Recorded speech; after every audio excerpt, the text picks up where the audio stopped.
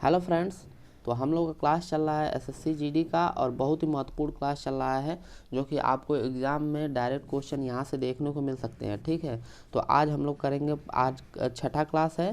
ठीक, यानी कि प्रैक्टिस सेट 6 हम लोग का चल रहा है और इस क्लास को बिल्कुल स्किप मत कीजिएगा क्योंकि आपको एग्ज़ाम में ये बिल्कुल रामबाण साबित हो सकता है। ठीक, तो आप बिल्कुल पूरा लास्ट तक देखेंगे और ज़रूर कुछ ना कुछ सीखेंगे। और हम लोग का टारगेट जो है 10 दिन के अंदर लगभग 40 क्लास को ख़त्म करना है। ठीक, तो हम लोग का आज छठा क्लास है, तो चलिए आज हम शुरू करते हैं उसके आगे से।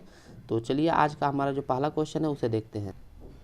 देखिए, पहला क्वेश्चन जो दिया है, हमें अपने कर्तव्य का निष्ठापूर्वक क्या करना चाहिए। यहाँ पे दिया है, डैश दिया है, तो ऐसे क्वेश्चन आपको एग्ज़ाम में देखने को मिल सकते हैं। ठीक है, तो ये हम लोग बहुत छोटा छोटा क्वेश्चन है और लेकिन इसको समझना बहुत ज़रूरी है। कैसे हो रहा है इसको देखिए। तो रिक्त स्थान की पूर्ति करना है, हम लोग का डैश दिया है, हमें अपने कर्तव्य का डैश निष्ठापूर्वक करना चाहिए। तो क्या करना चाहिए, तो आपका सही आंसर हो जाएगा पालन करना चाहिए। अब बात कर लेते हैं पालन का अर्थ क्या होता है।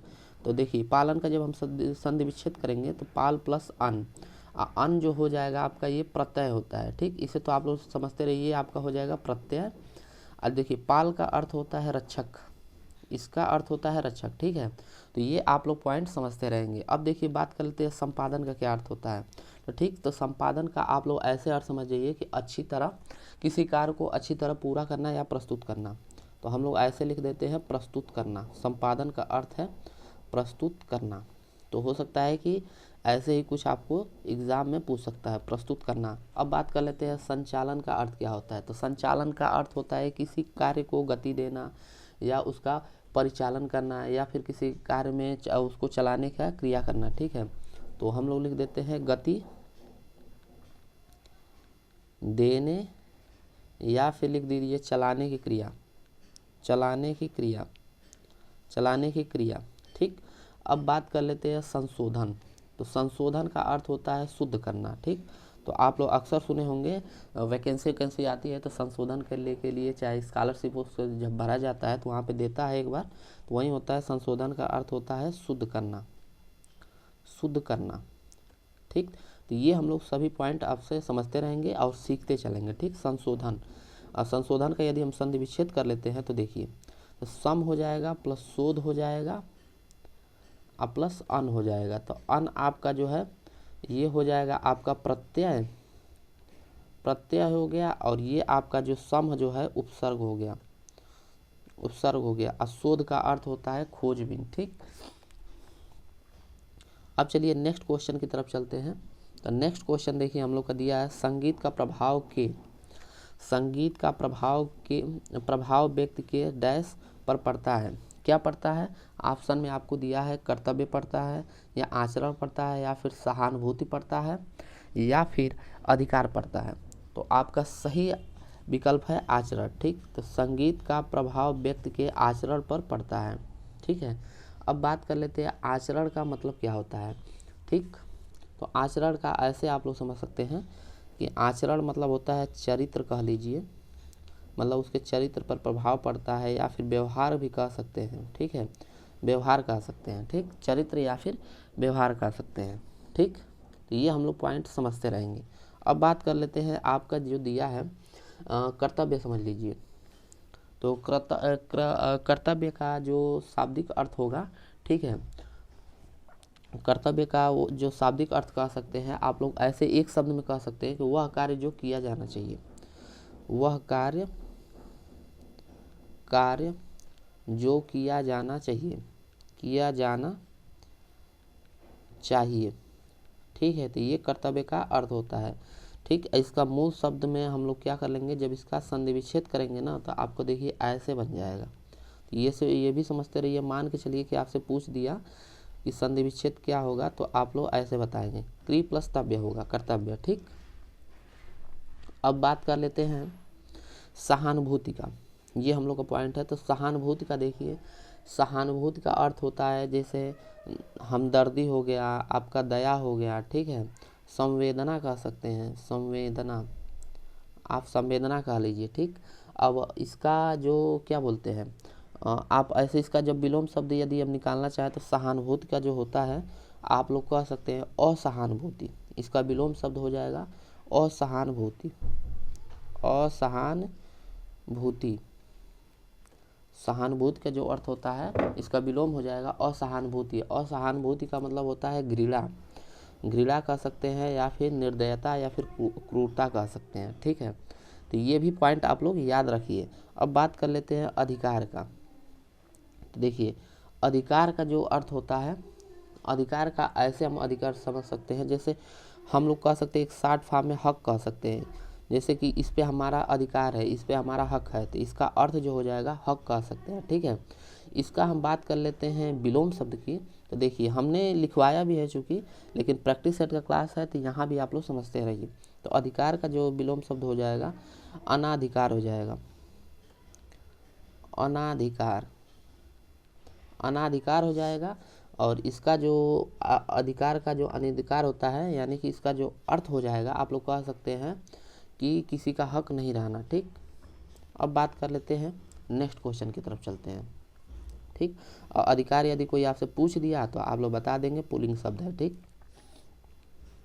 देखिए नेक्स्ट क्वेश्चन है हम लोग का, आज पूरी दुनिया में आज़ादी डैश के लिए आंदोलन चल रहे हैं। ऑप्शन दिया है गुलामी, राजतंत्र, लोकतंत्र या फिर तानाशाही, ठीक। तो आप लोग बताइए आज दुनिया में आज़ादी और डैश के लिए आंदोलन चल रहे हैं, तो किसके लिए आंदोलन चल रहे हैं? तो आप लोग का सही विकल्प हो जाएगा लोकतंत्र के लिए आंदोलन चल रहे हैं। अब बात कर लेते हैं कि लोकतंत्र क्या है, ठीक। लोकतंत्र का शाब्दिक अर्थ क्या होता है, ठीक है, मतलब कि एक सिंपल सा अर्थ क्या होता है। तो लोकतंत्र का अर्थ होता है, देखिए सभी को एक साथ जोड़ना, सभी को एक साथ जोड़ना। अभी लेटेस्ट में आप लोगों का चल रहा है, जैसे राहुल गांधी आपका क्या चल रहे हैं, भारत जोड़ो यात्रा वहाँ शुरू किए हैं, तो वो सभी को एक साथ जोड़ रहे हैं। मतलब वो एक ये भी पहचान दिखाना चाहते हैं कि देखिए हिंदू मुस्लिम जो भी आप लड़ाई चल रही है ये सब चुनावी राजनीति का एक हिस्सा है, लेकिन एक्चुअल में ऐसा कुछ होता नहीं है। तो ठीक है, तो आप लोग भी इस बात को समझिए। अब बात कर लेते हैं लोकतंत्र का विलोम शब्द क्या हो जाएगा। तो लोकतंत्र का विलोम शब्द हो जाएगा, आप कह सकते हैं राजतंत्र, राजतंत्र, ठीक। लोकतंत्र का विलोम शब्द हो जाएगा राजतंत्र। अब देखिए बात कर लेते हैं राजतंत्र। देखिए राजतंत्र का अर्थ क्या होता है, तो आप ऐसे भी समझ सकते हैं राज, यानी कि राज का मतलब ऐसे समझ लीजिए राजा, और तंत्र का मतलब ये समझ लीजिए शासन। तंत्र का मतलब हो जाएगा शासन, यानी कि जो राजा का शासन हो, राजा द्वारा शासन किया गया होता है, उसे ही कहते हैं हम लोग राजतंत्र, ठीक है। तो राजतंत्र इसको भी आप लोग समझते रहेंगे। अब बात कर लेते हैं राजतंत्र का विलोम शब्द क्या हो जाएगा। तो राजतंत्र का विलोम शब्द जब निकालेंगे ना आप, तो लोकतंत्र भी कह सकते हैं या फिर गणतंत्र भी कह सकते हैं, गणतंत्र भी कह सकते हैं या फिर प्रजातंत्र कह सकते हैं, प्रजातंत्र, प्रजातंत्र, प्रजातंत्र भी कह सकते हैं, ठीक है। अब बात कर लेते हैं, एक है तानाशाही। तो आप लोग सुनने, ये तो बहुत वर्ड सुने होंगे तानाशाही। तो तानाशाही का मतलब कि क्या होता है, देखिए सबसे पहले हम इसका संधि विच्छेद करते हैं। ताना हो गया और प्लस शाही हो गया, ताना हो गया प्लस शाही हो गया। तो देखिए ताना का मतलब होता है अनुचित शब्द, ठीक, अनुचित जो अशोभनीय हो, ठीक, अनुचित कह लीजिए, अनुचित। और शाही का मतलब होता है राजा का शासित, राजा का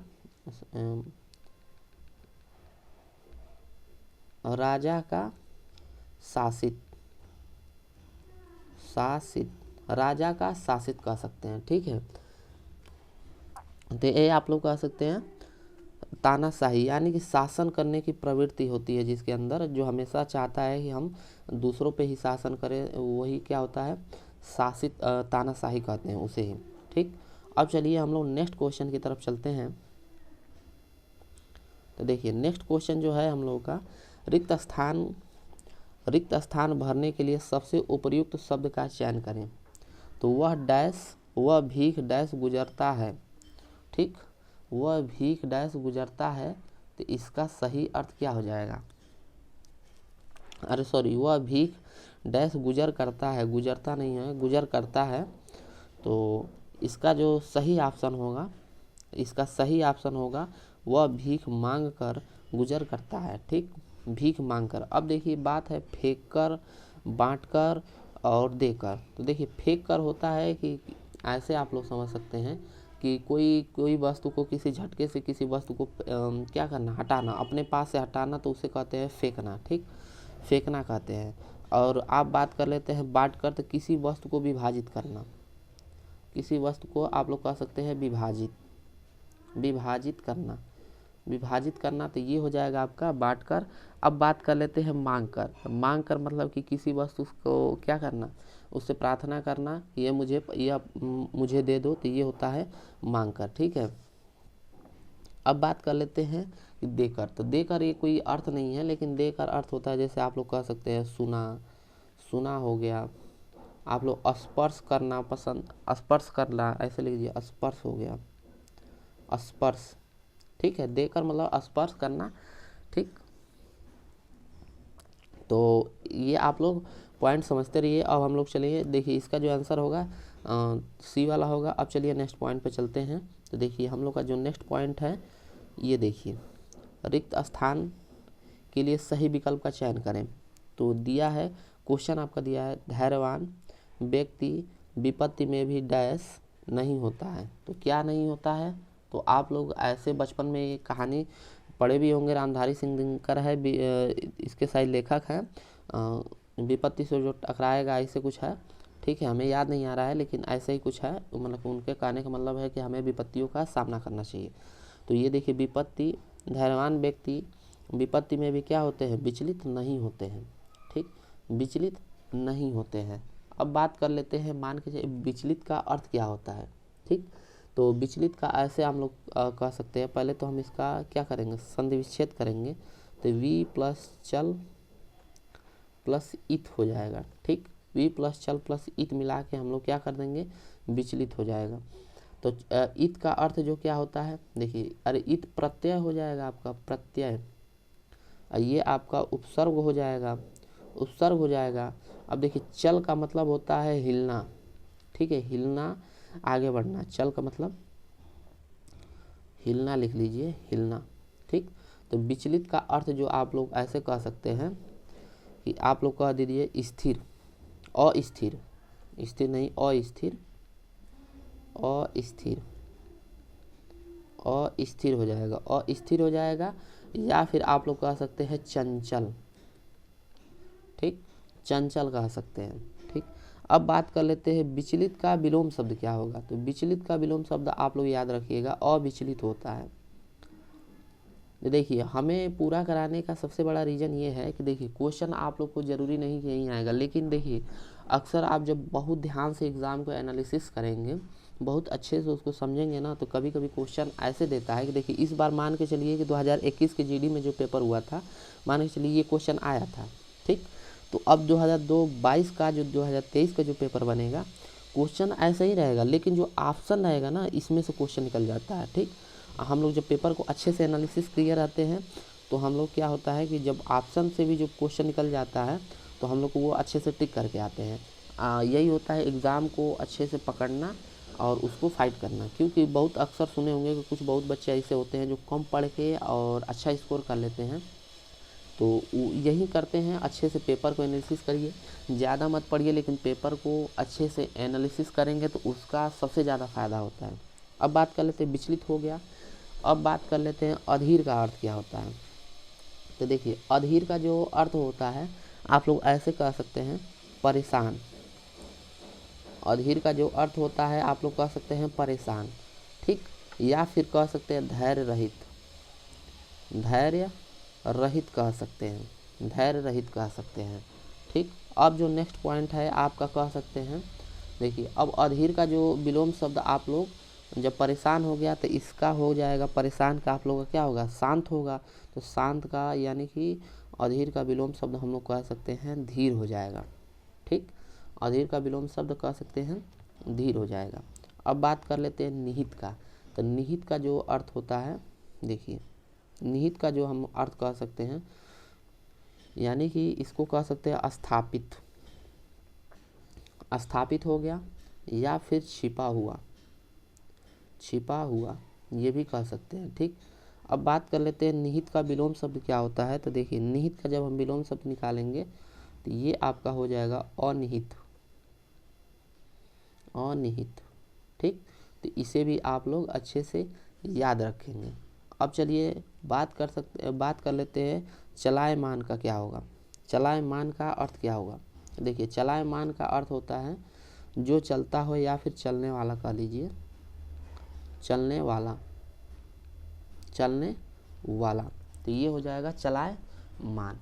तो उम्मीद करेंगे कि जो इसका जो अर्थ होता है, जो इसका आंसर होगा ये तो विचलित होगा। ठीक, और सभी पॉइंट हम लोग अच्छे से समझ भी लिए। तो उम्मीद करते हैं कि आप लोगों को बहुत अच्छा लगा होगा। यदि अच्छा लगा होगा तो दोस्तों लाइक करना बिल्कुल ना भूलें। ठीक है, और अपने दोस्तों को शेयर भी कीजिए ताकि उनको भी हेल्प मिले जो उनको वाकई में ज़रूरत है। और जितना हम पेपर लेंगे उसका एक एक पॉइंट डिस्कस करेंगे। कम क्वेश्चन रहेगा लेकिन जो डिस्कस कर देंगे उसमें से यदि हम 10 क्वेश्चन डिस्कस करें तो मान के चलिए कि उसमें से लगभग आपको 40 क्वेश्चन तैयार हो जाएगा। ठीक, क्यों होगा आप लोग खुद ही देख रहे हैं। अब चलिए, आप जब लाइक शेयर कर दीजिएगा और जितने लोग नए हैं आप सब्सक्राइब करना बिल्कुल ना भूलिएगा, क्योंकि यहाँ पे जो लेटेस्ट पैटर्न के क्वेश्चन हैं और आपका जो प्रीवियस ईयर का क्वेश्चन है सभी देखने को आपको मिलेगा। और पूरा 100% आपका कोर्स कंप्लीट होगा। प्रैक्टिस तो इतना करा देंगे, इतना प्रीवियस ईयर का क्वेश्चन ले लेंगे कि आप लोग सिर्फ जुड़े रहेंगे और क्लास को कंटिन्यू देखते रहेंगे। तो हम उम्मीद करते हैं कि एग्ज़ाम में आप सिर्फ जाके गोला भरना रहेगा। ठीक है, गोला भरना रहेगा, क्योंकि हम इतना डिस्कस कर चुके होंगे इतना पहले एग्ज़ाम के कि आपको कोई पॉइंट का डाउट ही नहीं होगा। जो डाउट होगा आप कमेंट सेक्शन में आराम से आप लोग कमेंट सेक्शन में लिखिए, उसका जवाब हम खुद ज़रूर देंगे। ठीक है, तो चलिए आज के लिए इतना ही, मिलते हैं नेक्स्ट क्लास में। तब तक के लिए दोस्तों धन्यवाद।